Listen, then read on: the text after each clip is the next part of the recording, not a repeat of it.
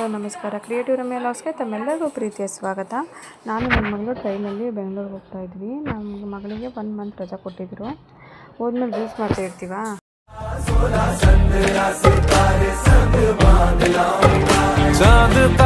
Actually ನಾವು ಟ್ರೈನಲ್ಲಿ travel ಮಾಡಿ ತುಂಬ ವರ್ಷ ಆಗಿತ್ತು. ಅದಕ್ಕೆ ಯಾವಾಗಲೂ ಈಗ ಹೊಸ ಕಾರ್ ತೊಗೊಂಡ್ಮೇಲೆ ಅಂತೂ ಜಾಸ್ತಿ ಎಲ್ಲ ಕಡೆ ಕಾರಲ್ಲೇ ಹೋಗ್ತಾ ಇದ್ವಿ.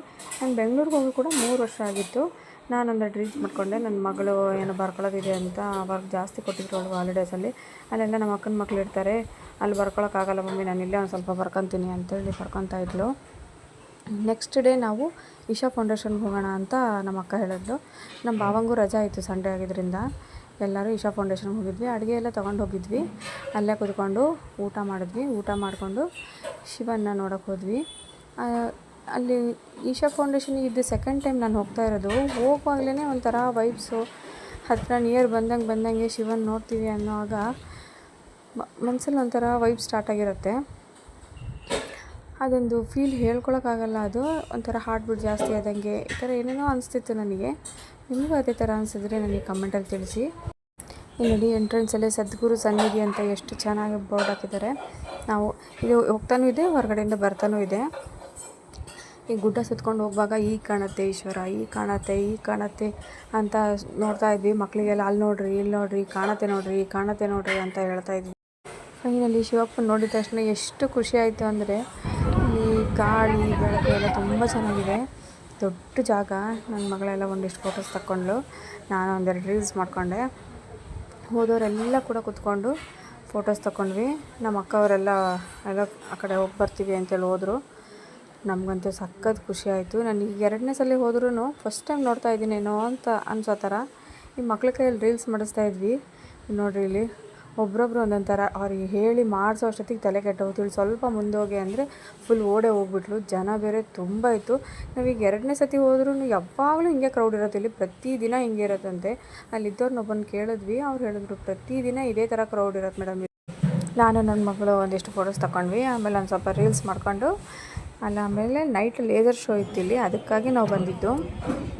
ಲೇಸರ್ ಶೋ ನೋಡಿಕೊಂಡು ಮನೆಗೆ ಹೋದ್ವಿ. ತುಂಬ ಲೇಟ್ ಆಯಿತು ಮನೆಗೆ. ಅದು ಲೇಸರ್ ಶೋ ಮುಗಿಯೋದೆ 9 o'clock ಆಗುತ್ತೆ. 9 o'clock ಮಹಾಮಂಗಳಾರತಿ ಇರುತ್ತೆ. ಆರತಿ ಮಾಡಿ ಆಮೇಲೆ ಬರೋದು. ನಾವಲ್ಲಿ ಟ್ರಾಫಿಕ್ ಜಾಸ್ತಿ ಆಗುತ್ತೆ ಅಂತ ಆರತಿ ಆಗೋ ತನಕ ಇರಲಿಲ್ಲ, ಬೇಗ ಬಂದುಬಿಟ್ವಿ. ಲಾಸ್ಟಲ್ಲಿ ತೋರಿಸ್ತೀನಿ ನೋಡಿ ನಿಮಗೆ ಎಷ್ಟು ಟ್ರಾಫಿಕ್ ಇತ್ತು, ಲೈಟ್ಸ್ ಹೆಂಗೆ ಕಾಣುತ್ತೆ ಅಂತ. ತುಂಬ ಚೆನ್ನಾಗಿತ್ತು.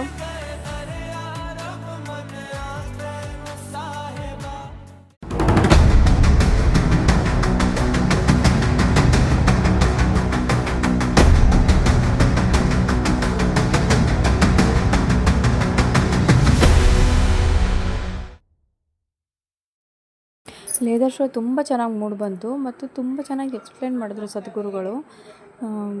ಪ್ರಕೃತಿ ವಿಕೋಪಗಳು ತುಂಬ ಥರ ವಿಧವಾದ ನನಗೆ ಮರ್ತು ಬಿಟ್ಟಿದ್ದೀನಿ ತುಂಬ ದಿವಸ ಆಗಿದ್ದರಿಂದ.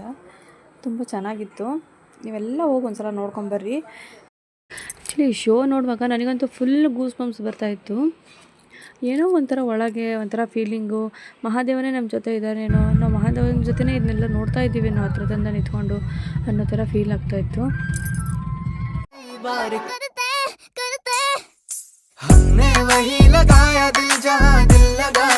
ನಿಮಗೆಲ್ಲ ಅಲ್ಲಿ ಸದ್ಗುರುಗಳು ಮಾತಾಡಿದ್ದು ಕೇಳಿಸೋಣ ಅಂದರೆ ಕ್ಲಿಯರಾಗಿ ಕೇಳಿಸ್ತಾ ಇಲ್ಲ. ಆದರೂ ಒಂದು ಕ್ಲಿಪ್ಪಿಂಗ್ ಹಾಕ್ತಿದ್ದೀನಿ, ನೋಡ್ಕೊಂಡು ಬನ್ನಿ.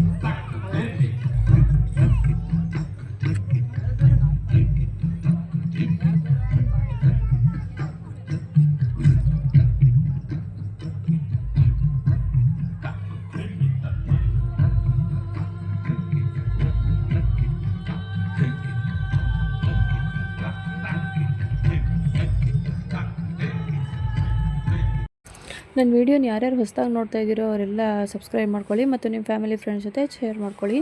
ನಿಮ್ಮ ಅನಿಸಿಕೆಗಳನ್ನು ಕಮೆಂಟ್ ಮುಖಾಂತರ ತಿಳಿಸ್ಕೊಡಿ. ಬರುವಾಗ ನಾವು ಇಲ್ಲಿ ನೋಡ್ರಿ ಅಂತ್ಯಾಕ್ಷರಿ ಆಡ್ತಾಯಿದ್ದೀವಿ.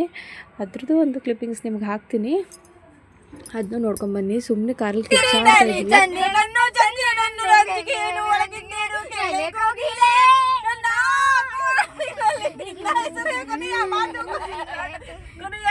ಪ್ರೀತಿ ಪ್ರೀತಿ ಪ್ರೀತಿ ಪ್ರೀತಿ ಕೊಡುವೆ ನನ್ನ ಪ್ರೀತಿ ಪ್ರೀತಿ ಹಾಡಿದ ಪರ್ವದಿನ, ಇದು ಪ್ರೀತಿಯ ಹಾಡಿದ ಪರ್ವದಿನ, ಅದು ಕೇಳಲ ಪುಣ್ಯ ದಿನ. ಬಾಯೊಳಗೆ ಸರಿ ಆಂಜನೇಯಗೆ ಜೈ ಅಲ್ಲ. ನನ್ನ ಮಗ ಹಾಸ್ಟೆಲಲ್ಲಿದ್ದಾನೆ ಅಂತ ಒಂದು ಸ್ವಲ್ಪ ಬೇಜಾರಾಗ್ತಾ ಇತ್ತು, ಆದರೂ ಚೆನ್ನಾಗಿ ಎಂಜಾಯ್ ಮಾಡಿದ್ವಿ. ಬಂದು ರಾತ್ರಿ ಊಟ ಎಲ್ಲ ಮುಗಿಸ್ಕೊಂಡ್ವಿ. ನನ್ನ ವಿಡಿಯೋ ತಮ್ಮೆಲ್ಲರಿಗೂ ಇಷ್ಟ ಆಯಿತು ಅಂತ ಭಾವಿಸ್ತೀನಿ. ನಿಮ್ಮ ಅನಿಸಿಕೆ ಅಭಿಪ್ರಾಯಗಳನ್ನು ಕಮೆಂಟ್ ಮುಖಾಂತರ ತಿಳಿಸಿ.